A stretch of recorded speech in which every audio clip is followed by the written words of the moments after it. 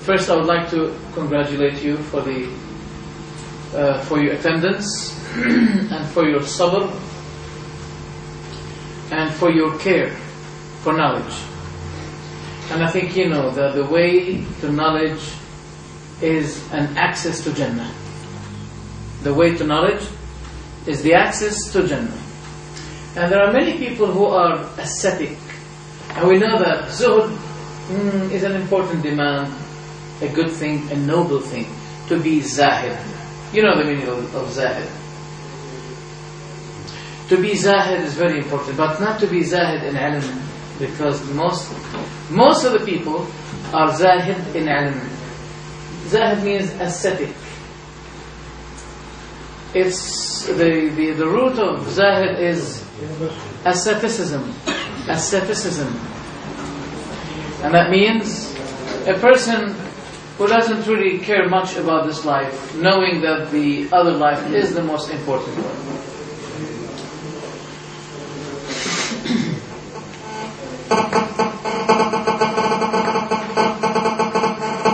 I have nothing.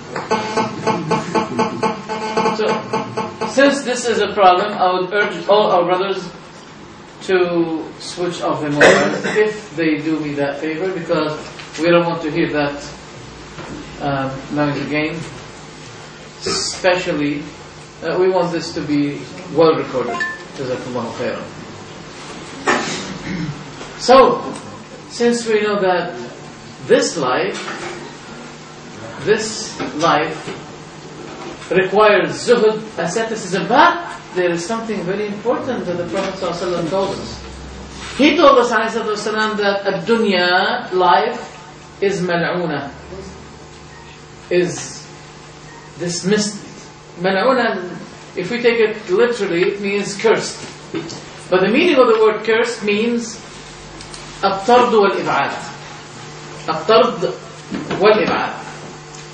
So that means Allah subhanahu wa ta'ala had created the life, but this life is dismissed to Him. It's not really required. He created life for us, but He did not create us for this life because He wants us to live that other life, which switch off. I was going to say which, but I want to use now the word switch. So switch it off, please. Yes. So He created life for us, but which He was praising and describing it with the most beautiful description. So the Prophet ﷺ said, "Ad-dunya mal'una, mal'unun ma fiha." The life is despised, it's cursed. Cursed everything therein with it. Illa dhikrullah, except the remembrance of Allah. وَمَا وَلَا أَوْ عَالِمًا أَوْ مُتَعَلِّمًا. Those are the exceptions in Allah's perspective. To be a teacher or a learner. And don't forget that when Musa was asked, do you know anyone who has more knowledge than you? He said, I don't think. He said it in a very humble way. He was not boasting, but he said, I don't know. I don't think there is someone who has... Since the Prophet Musa is involved with wahi from Allah subhanahu wa ta'ala, so that's what he expected. Then Allah subhanahu wa ta'ala corrected him, told him that there is another one in Majma' al-Bahrain, the meeting of the two seas. Then what was the attitude? What was the next thing with Musa? Is to go there. There is someone who has more knowledge. We go to him. Ibn Mas'ud, he said, if I know someone who has more knowledge than me in illustrating the book of Allah, that my cattle can be able to reach, I will go to him no matter where he is. Umar radiallahu anhu, he used to work a day and come back at night and discussing with his neighbor who dedicated his daytime with the Prophet.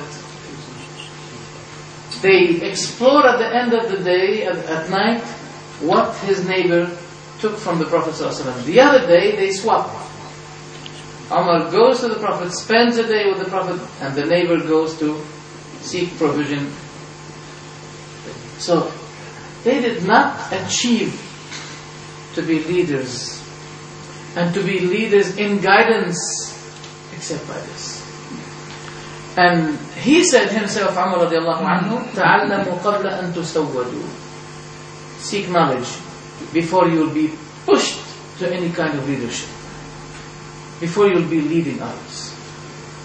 And the prophets were extremely enthusiastic to be leaders in guidance. Those are the greatest kind of businessmen.